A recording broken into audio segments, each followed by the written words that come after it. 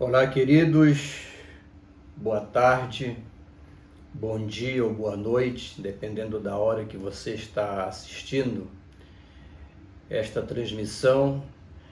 Onde você estiver, que a paz do Senhor esteja presente na sua vida de forma abundante.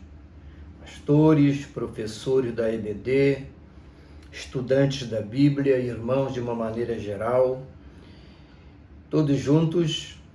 Outra vez, estamos aqui para mais um resumo da nossa lição da Escola Bíblica Dominical e hoje nós vamos para a lição de número 8, que traz como título Jesus, o Bom Pastor.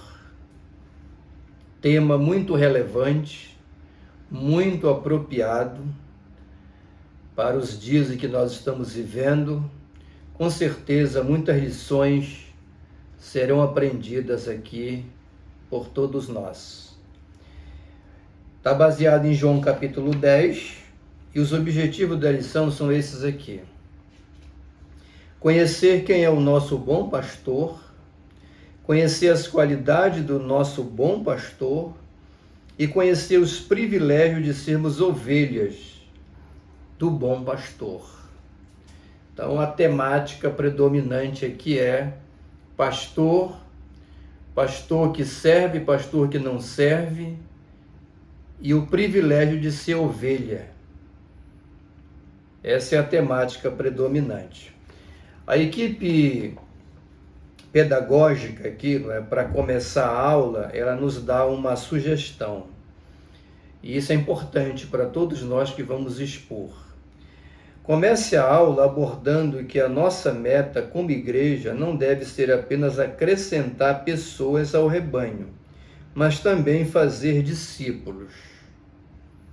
Olha, essa sugestão ela é muito apropriada e você pode abrir a exposição da lição fazendo uma reflexão sobre essa questão aí de crescimento da igreja. Isso é um assunto muito vasto. Vamos aqui a uma resenha, né?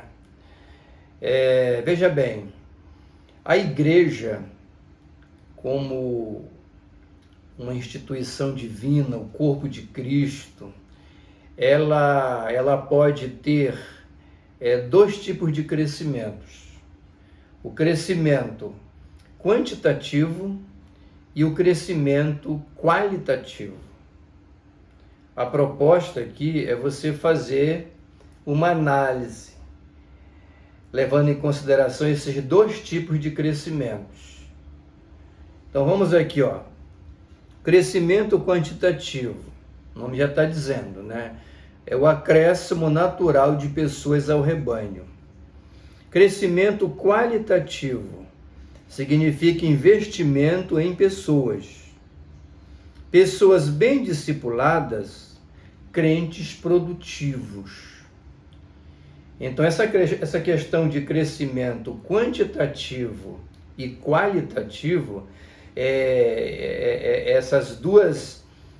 esses dois pontos estão entrelaçados, sempre estarão entrelaçados, que um tem relação com o outro.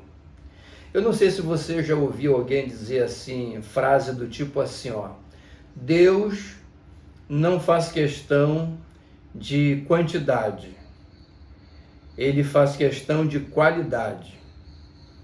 Parece uma frase assim perfeita, mas ela é carente de uma fundamentação mais apropriada.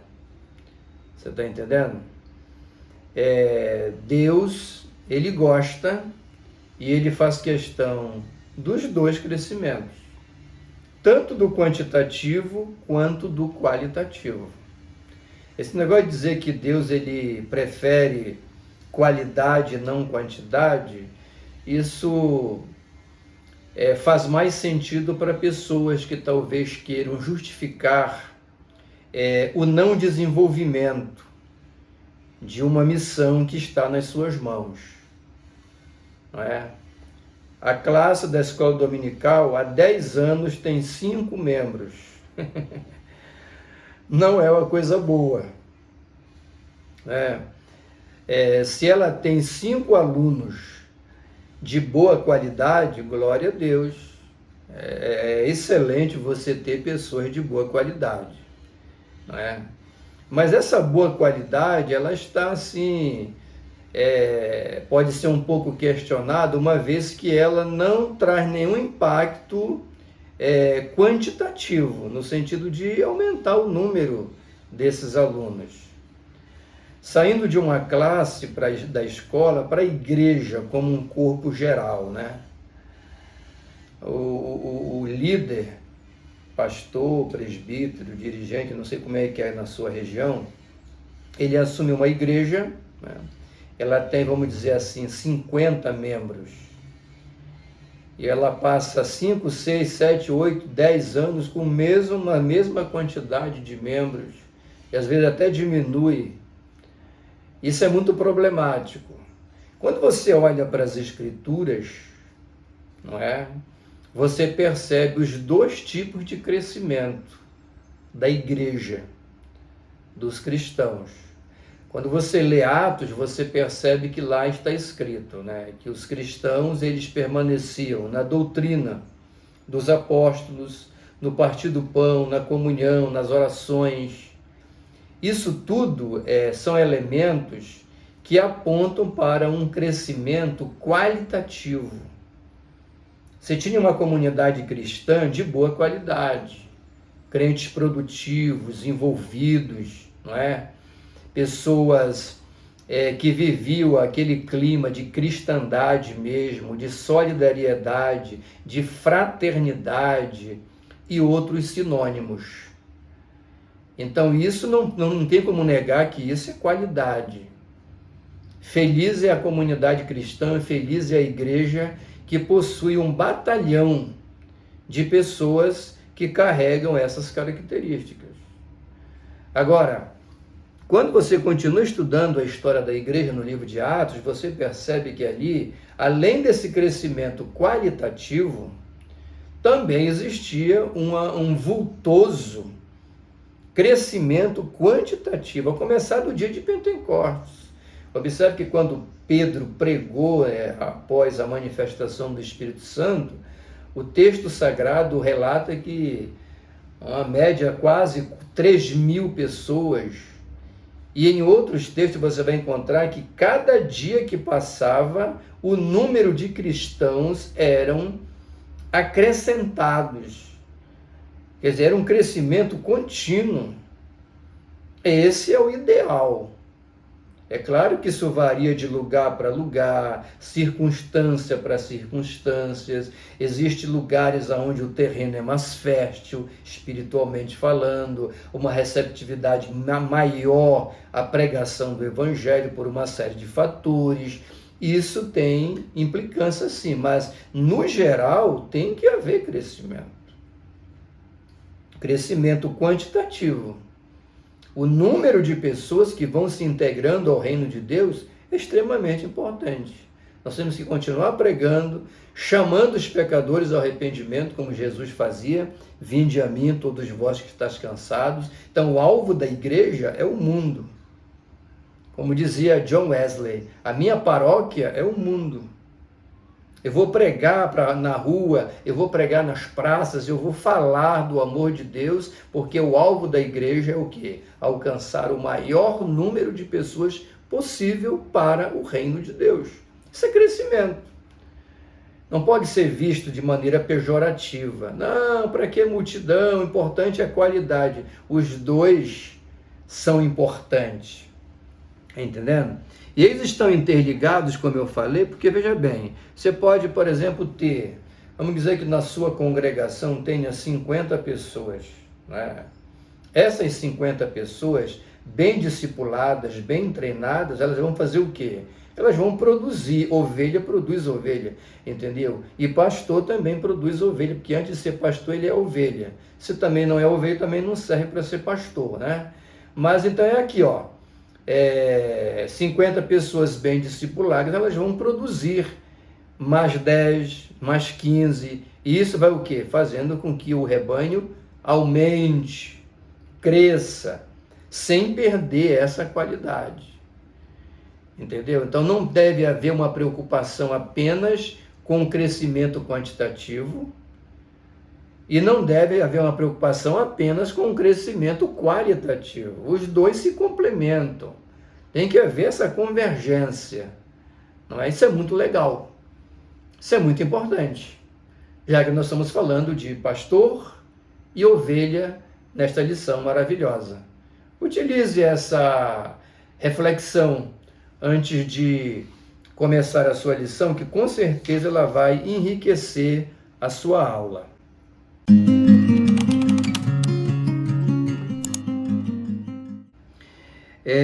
O texto áureo está em João 10:11, eu sou o bom pastor dará a vida pelas ovelhas. Jesus, o bom pastor, verdade prática, o bom pastor nos conduz, supre e protege. O bom pastor dá sua vida pelas ovelhas, estou lendo a introdução. Os fariseus, por outro lado, como maus pastores, não estão preocupados com as ovelhas e as lançam fora. O homem cego de nascença, uma verdadeira ovelha, tinha sido excomungado pelas autoridades judaicas, mas Jesus, o bom pastor, foi procurá-lo e o encontrou. Então, em todo o decorrer da lição, nós vamos perceber esse contraste aqui. A vida do pastor, os atos que ele pratica que determinam se ele é um bom pastor ou se ele não é um bom pastor.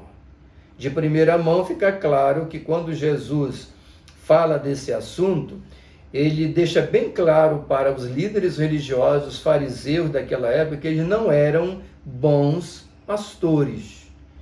E a partir daí, ele se apresenta como o bom pastor. Isso também não significa dizer que Jesus é o único bom pastor que existe. Ele é o bom pastor por excelência, o supremo pastor. E nosso ícone, nosso modelo. Não é? Então, vai aqui um alerta, né? Quem quer seguir a carreira pastoral, a vocação pastoral, melhor dizendo, não é? Tem que entender que o padrão, o ideal é Jesus de Nazaré, e não os fariseus daquela época e os fariseus de hoje. É preciso cuidado. Então vamos à lição, a exposição do conteúdo. O primeiro tópico diz assim: o verdadeiro pastor. O verdadeiro pastor. Então, quando você fala o verdadeiro pastor, já fica subentendido que existe o falso pastor. E isso nenhum de nós temos dificuldade de entender, né? Quando você ressalta o verdadeiro, é porque existe o falso. Infelizmente, existe o falso.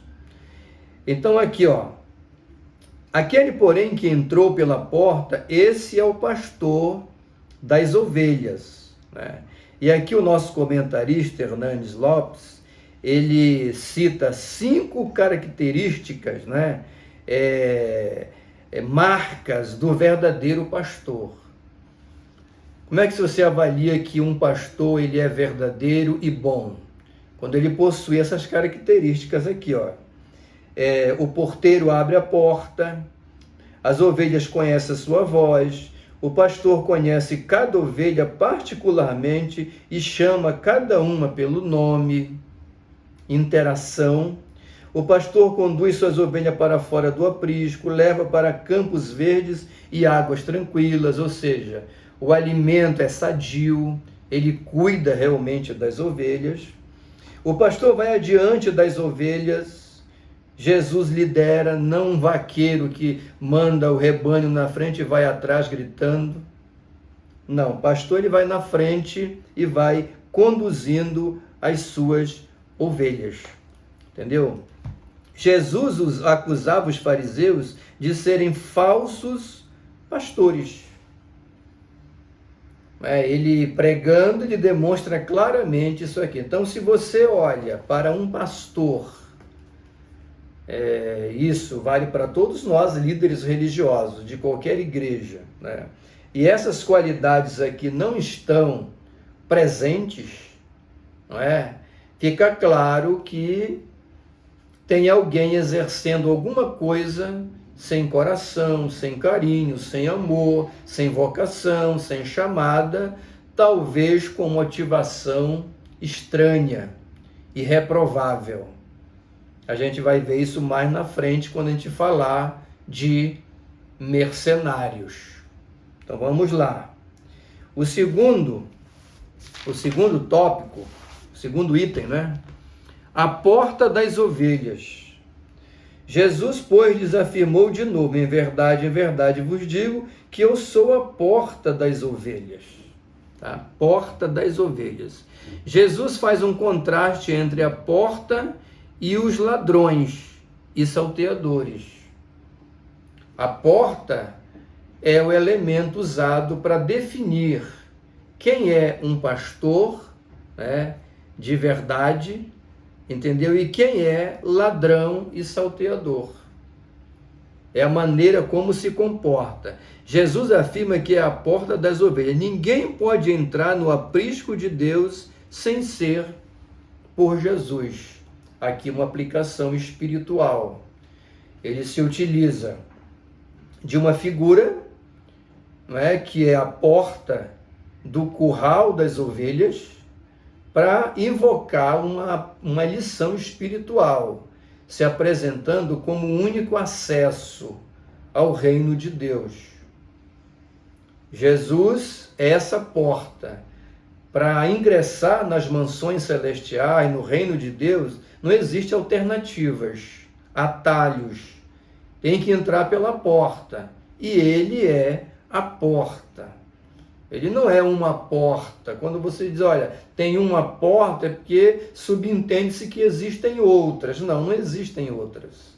Em direção à eternidade, só existe uma porta pela qual se deve passar. E essa porta é Jesus, ele mesmo afirmou. Certo? Terceiro item, ladrões e salteadores. Todos quantos vieram antes de mim são ladrões e salteadores, mas as ovelhas não lhe deram ouvido. Está entendendo? Não lhe deram ouvido. Então aqui, o que caracteriza um ladrão e salteador na linguagem de Jesus? Ele fala do bom pastor e ele fala de ladrões e salteadores, que não são pastores. E não são por quê? Porque não se portam de forma dentro daquele padrão estabelecido pelo próprio Cristo, pelas suas palavras, né? Já lido aqui, né? No início, né? Ele entra pela porta, as ovelhas conhecem a sua voz, ele cuida particularmente de cada ovelha, ele se preocupa com as pessoas, não é? E por aí vai. Mas eu fiz aqui um resumo para você, olha. O que caracteriza um ladrão e salteador na linguagem de Jesus e na exposição da lição? São duas coisas.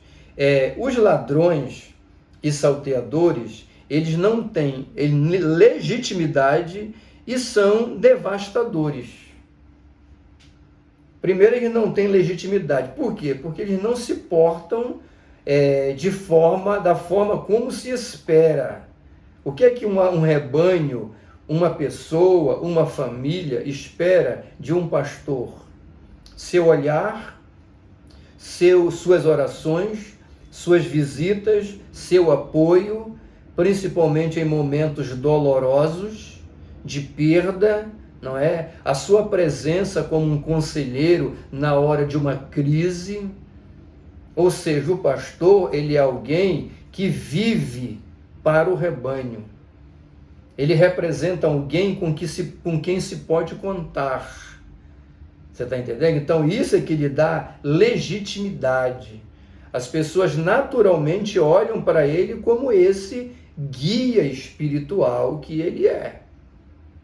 Então isso é legitimidade. Se não existem essas posturas, anulada está a legitimidade. Você pode ser um empresário de igreja, um dirigente de culto, né? Alguém que está ali fazendo alguma coisa, mas essa missão ela não está sendo aprovada, devidamente aprovada pelo Supremo Pastor. Por quê? Porque ela carece de legitimidade. A outra coisa são devastadores. Juntando a falta de legitimidade e ser devastador, entendeu? Essas pessoas são o quê? São destruidores de ovelhas. E o pastor, ele assume um rebanho para cuidar desse rebanho, para amparar esse rebanho, para instruir esse rebanho e fazer, olha só, fazer esse rebanho crescer em quantidade e em qualidade. Lembra da introdução, da reflexão lá?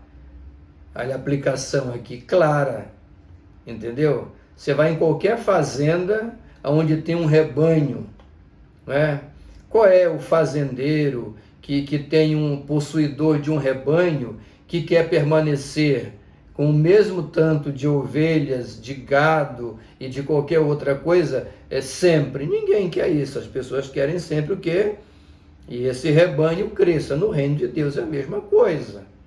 Mas para que isso seja possível, é necessário que você seja um pastor, um cuidador de gente, um cuidador de ovelha legítimo, que tenha chamada, vocação. Tem pessoas que dirigem igreja que deveriam estar fazendo outra coisa. A missão pastoral, ela requer essa vocação, esse coração, esse chamado, essa tendência. Requer a disponibilidade de pagar esse preço aí. E não ser um destruidor de rebanho, de ovelha, né? Eu conheci um obreiro que ele se dizia purificador de igreja. Ele dizia, olha, o meu ministério é purificar a igreja. Aí eu falei, poxa, mas eu pensei que era o Espírito Santo que fazia isso, mas agora é você que faz aí. Não, o meu ministério é esse, Deus me chamou, Deus falou comigo, eu não sou igual a esses pastores que estão por aí, não, que não cuidam, que não tem doutrina, que não tem isso, que não tem não sei mais o quê. E Deus me chamou, o meu ministério é purificar. E olha, era verdade mesmo, ele purificava, ele assumia uma igreja, uma congregação com 80 membros. Com 3 meses já só tinha 40. Com 6 meses já só tinha 20. Né? E daqui a pouco estava só ele, e daqui a pouco só ele e a mulher, e daqui a pouco acho que até a mulher não ia mais. A igreja ficava purinha. Entendeu? O ministério dele era esse aí. O nosso ministério deve ser o quê? Cuidar de ovelha, de rebanho. O pastor, ele é, acima de tudo, um cuidador de gente. Eu sempre uso essa expressão. Um cuidador de gente. Né? A ovelha, ela é um animal assim indefeso.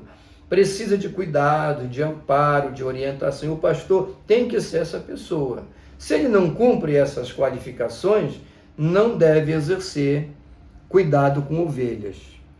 O segundo tópico da lição fala o bom pastor. Depois de pintar esse retrato aqui, Jesus volta a falar sobre o bom pastor. Ele faz um contraste aqui entre o bom pastor e o mercenário.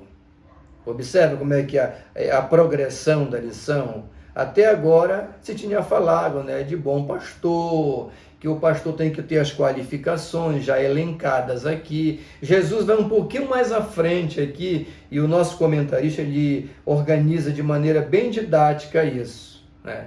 Ele volta a frisar no bom pastor e faz um contraste aqui entre o bom pastor e a figura do mercenário. Em primeiro lugar, para você ser bem prático e direto na sua lição, claro, para os seus alunos, é bom você definir o que é um mercenário. O que é um mercenário? O mercenário, ele é uma pessoa que é contratada, uma espécie de um empregado. ele é contratado para uma determinada missão. Os mercenários aí não são contratados só para questões de rebanho. Eles podem ser contratados para outras missões. Uma missão de guerra, por exemplo, de combate. Olha, contrata lá os mercenários lá para ir ajudar o exército. Ele vai para ali não porque ele tem sentimento patriótico, não é? Por aquela pátria que está se defendendo. Ele vai para lá pelo salário, pelo dinheiro, né? Quanto é que vocês vão me pagar? Não é? E aí é isso que move. Então ele foi contratado por um valor acertado, então ele vai para lá, para cumprir aquele papel, mas a sua motivação ela é o quê? Monetária, ela é dinheiro, salário, vantagem e coisas desse campo aí. Isso é um mercenário. Por que Jesus utiliza, e a gente utiliza essa questão do mercenário, né? A ovelha é frágil e precisa de cuidados. Agora, quando você fala que uma ovelha precisa de cuidados, né? Isso é uma coisa muito além de um trabalho que um mercenário fazia no tempo de Jesus. Quando os donos de rebanho contratavam essas pessoas para cuidar, uma espécie de um vaqueiro, vamos dizer assim. Então ele ia para ali por quê? Porque estava ganhando um salário, a motivação dele era aquela. Ele ia para ali trabalhar, mas ele cumpria só uma parte, ele não estava movido por aquele carinho, por aquele amor, por aquela vocação, a ponto de ver uma ovelha cair no lamaçal e ele deixar as outras aqui e usar todos os expedientes, todos os esforços no sentido de reaver aquela ovelha em perigo. O mercenário não fazia isso. Larga para lá. O patrão não vai nem sentir falta dela, é tanto rebanho, tanta ovelha aqui, que ele vai sentir falta de uma ovelha. Você está entendendo? Isso é a lógica e o comportamento de um mercenário. O bom pastor não se porta dessa forma. Então vamos lá. Quando se fala de bom pastor, em primeiro lugar, sua apresentação. Tá? Eu sou o bom pastor dá a vida pelas ovelhas. Jesus se apresenta como o bom pastor. A expressão bom tem relação com o caráter de Jesus. Não tem como não ser. Todas as vezes que você fala que alguém é bom, como antônimo de alguém que é mau, você está falando de caráter. Você está falando de moralidade. E isso é um ponto muito importante. Né? Ninguém pode ser um bom pastor se a sua motivação não é o amor pelas ovelhas, a chamada, a vocação para cuidar de gente como guia espiritual, conselheiro e, entendeu? E atuar no sentido de ser alguém que cuida da alma das pessoas, entendeu? Ajudando com que elas caminhem na fé até chegar na eternidade. Essa é a motivação de um pastor de verdade. Entendeu? E está escrito, né? Honrai os vossos pastores porque eles velam pelas vossas almas. E velam de uma forma como de alguém que vai prestar conta. Você está entendendo? Quer dizer, o pastor verdadeiro, ele trabalha, cuida de ovelha com aquela responsabilidade, com aquela convicção que ele tem, que ele está fazendo uma obra, cumprindo com uma missão divina, entendeu? Uma missão tão importante que um dia, no final, ele vai prestar conta daquilo diante do Supremo Pastor. Ele não está ali para cumprir tabela, entendeu? Para fazer isso ou aquilo, não, porque isso dá destaque para ele, não. Existe uma motivação maior por trás disso. Esse é o bom pastor. O pastor ideal deve ter o comprometimento de cuidar das ovelhas. Está entendendo? Cuidar das ovelhas. E na sequência, no item 2, ele diz assim, ó, suas habilidades. As habilidades do bom pastor, quais são? Suas qualidades, aqui. Sua apresentação, suas qualidades. Ok. Tem as habilidades que se fala aqui. Olha só. O bom pastor dá vida pelas ovelhas. O bom pastor conhece intimamente as ovelhas. O bom pastor tem outras ovelhas que ainda não estão no aprisco. Olha que coisa interessante. O bom pastor, ele está cuidando. Olha só, mais um ponto para você fortificar que o crescimento quantitativo do rebanho é algo importante para Deus. Entendeu? E não só o qualitativo. Olha, quando se diz assim, olha, o bom pastor dá vida, cuida, isso é qualitativo, né?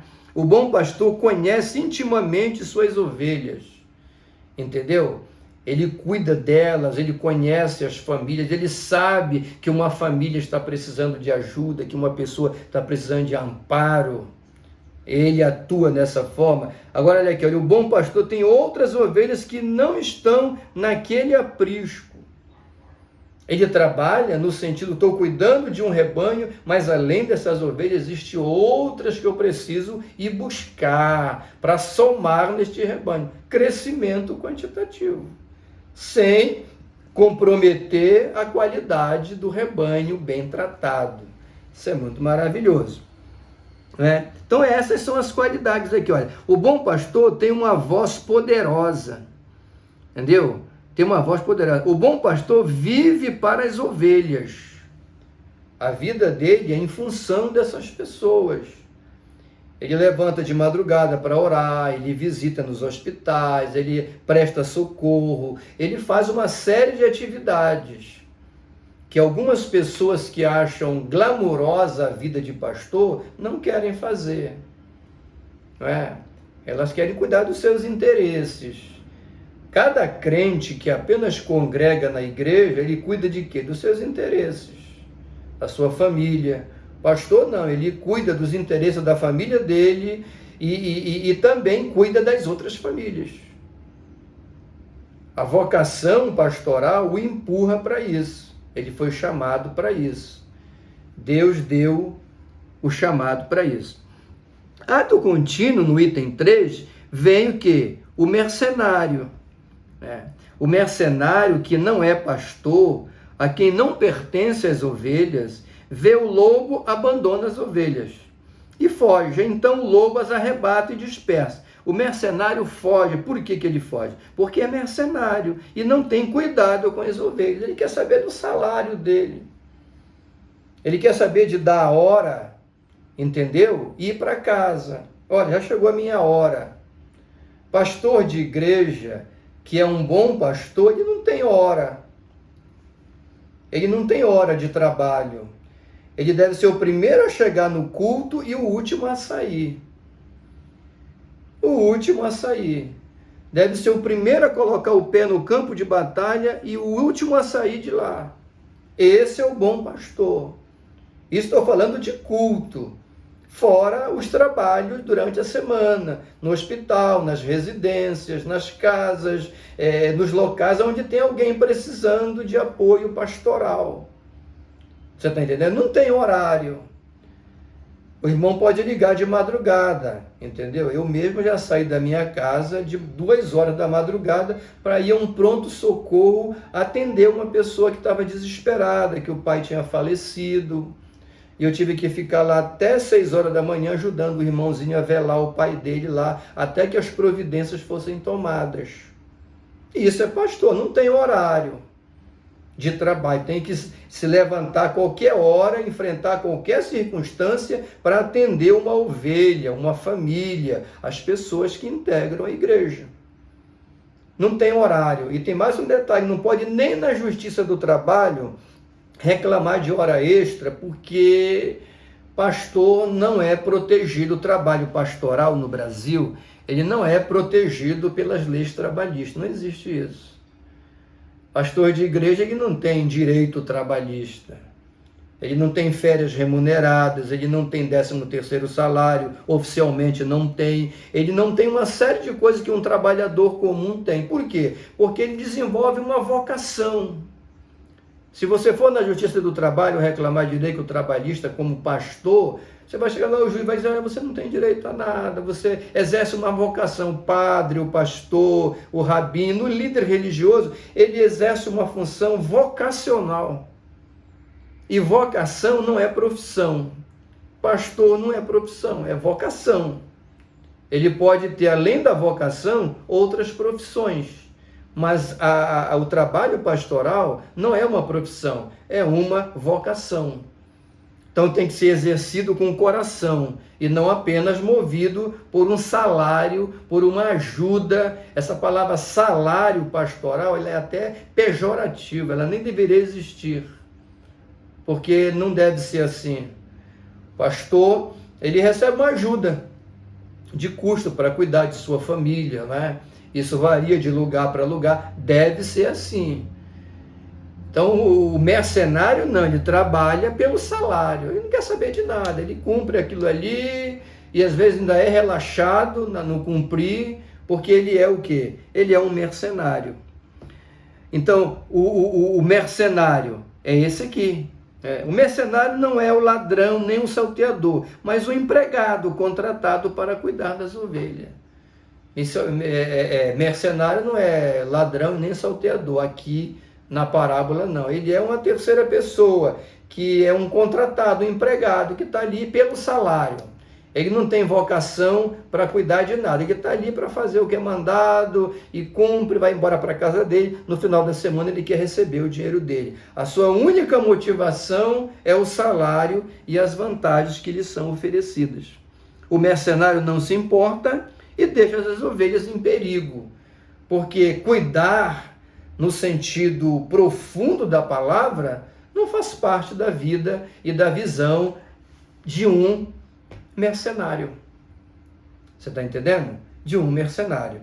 E aqui vai até também uma nota de rodapé. Hoje se fala muito sobre isso, né? Muito sobre isso, porque as pessoas confundem, né? Esses dias eu estava ouvindo um debate, alguém falando, né, e o indivíduo lá foi bem incisivo. Ele falou, olha, todo pastor que recebe salário, ajuda financeira de uma igreja, ele é um mercenário. Essa pessoa não sabe o que é um mercenário, ele não conhece as coisas. Ele está falando ali, movido talvez por um sentimento de revolta, com alguma coisa que ele não concorda, que a gente respeita. Mas isso não é ser mercenário. Olha só, o fato de um pastor, de um líder, ele receber uma ajuda financeira para a sua sobrevivência, em virtude de ser um pastor que dá um tempo integral à obra, isso não faz dele um mercenário. Ele recebe ajuda porque ele precisa comer, vestir, calçar, precisa cuidar da família dele, já que ele dedica tempo integral à missão pastoral. Mas isso não faz dele um mercenário. Ele pode até ser, mas isso por si só não faz dele um mercenário. Está entendendo? Porque ele tem amor, ele cuida, aquela é a vocação dele, cuidar de gente e cuidar de pessoas.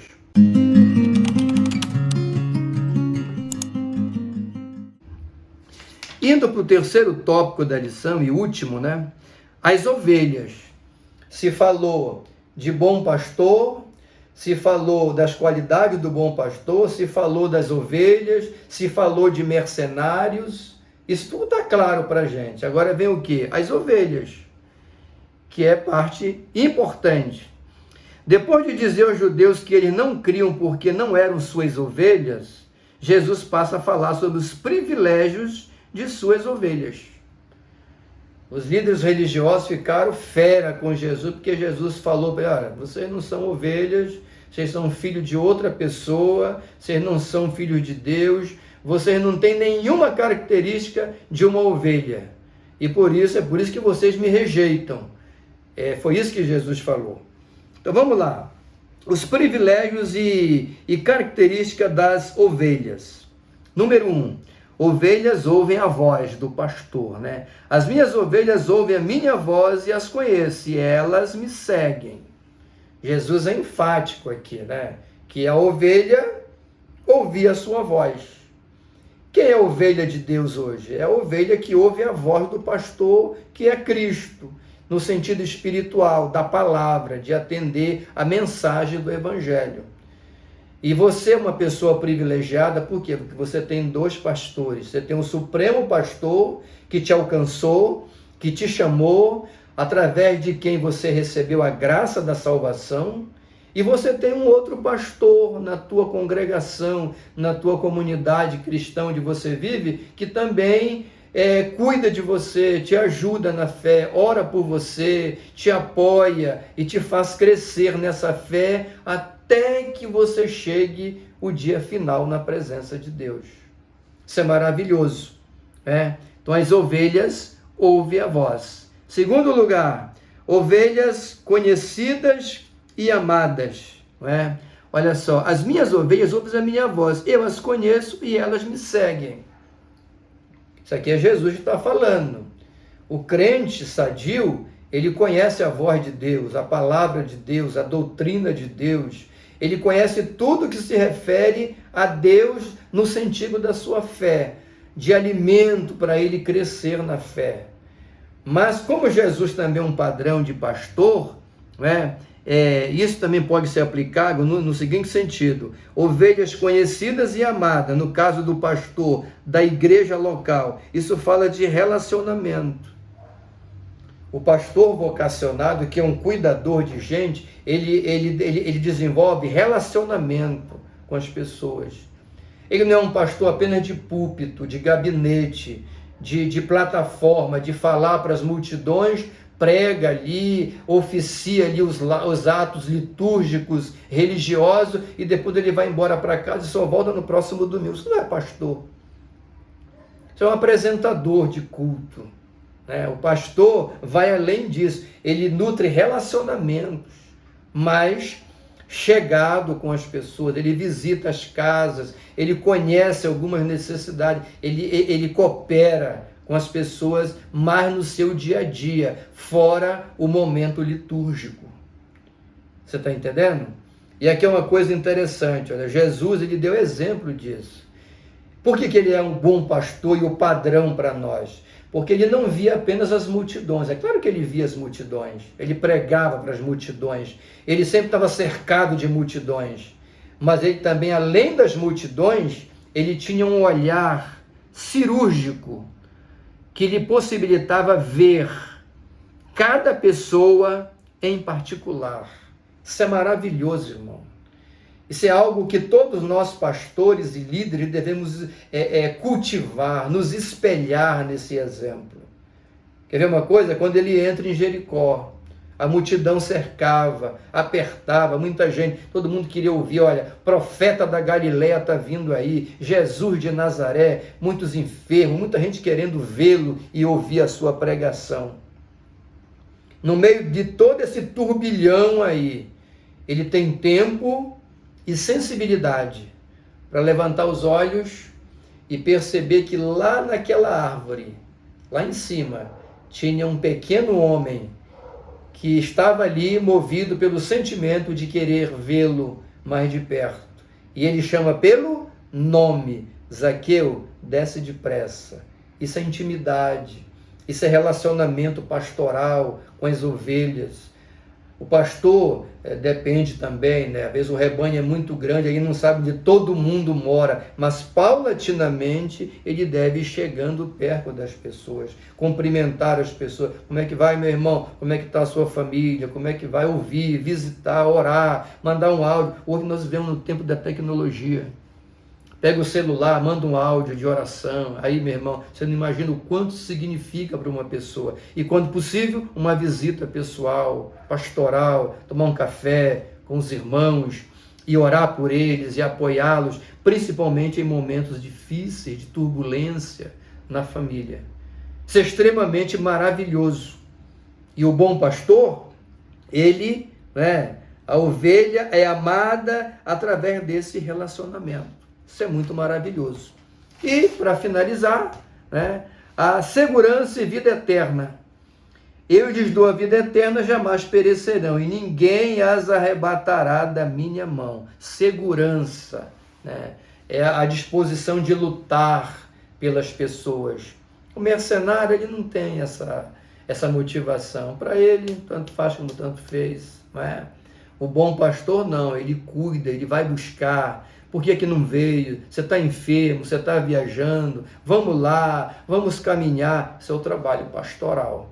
E o nosso Supremo Pastor, ele usa a expressão aqui, olha, ninguém as arrebata da minha mão. Por quê? Porque nós somos dele, ele cuida de nós. E ele está conosco, presente na nossa jornada, e os desafios do mundo não vão anular a nossa peregrinação. Meu nobre irmão, minha nobre irmã, onde você estiver, que Deus te abençoe. Passeio no livro de João, capítulo 10, o bom pastor dá a vida pelas ovelhas, não é?